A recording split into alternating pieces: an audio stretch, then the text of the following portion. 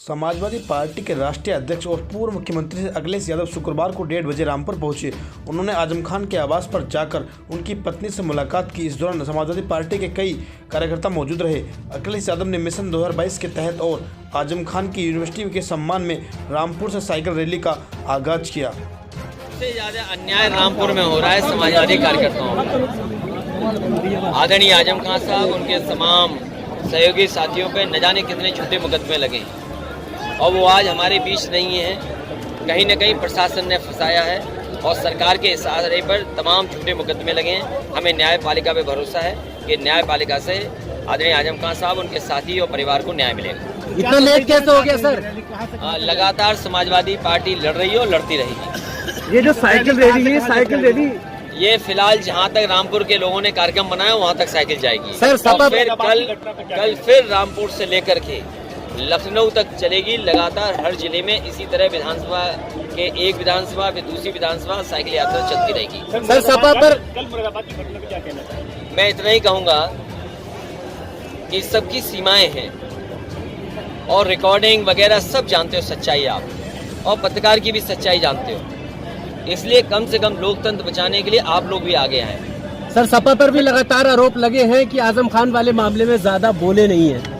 अगर पूरा रिवाइंड करके देखोगे तो केवल समाजवादी पार्टी ही बोली है, बाकी दोनों दल बीजेपी कांग्रेस उन्हें फंसाने में लगी है।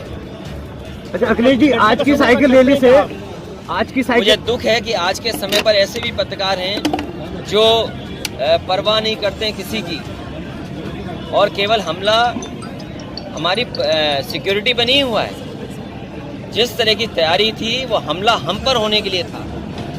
ये पत्रकार जरूर रहे होंगे, लेकिन इनका इतिहास बताता है और सरकार का जो इनके साथ है वो ये बता रहा है कि हमला सीधा सीधा कहीं ना कहीं अपमानित कर दो, इसलिए हमला था। ये रैली अब आगे तक जाएगी तो इससे आप खड़े हो, आप तो नहीं जिद कर रहे हो। अब ये रैली आगे आप देखो, आप किसी को नहीं बुला रहे हो जिद करने के लिए, या हम जो बात कह रहे हैं और पहली बार तो नहीं कह रहे हैं, आपके बीच जाने कितनी बार बातचीत हुई है। वो ऐसी क्या बात थी, किसका दबाव था जिसकी वजह से ये सब कुछ किया गया? वो जानते थे कि रामपुर में साइकिल चलेगी, रामपुर से खराब मैसेज जाए, मुरादाबाद जो समाजवादी पार्टी का गढ़ है वहाँ से खराब मैसेज जाए, इसलिए जानबूझ करके साजिश रची है। क्या आप बंगाल में नहीं देख रहे हैं ममता बनर्जी के साथ क्या हो रहा है?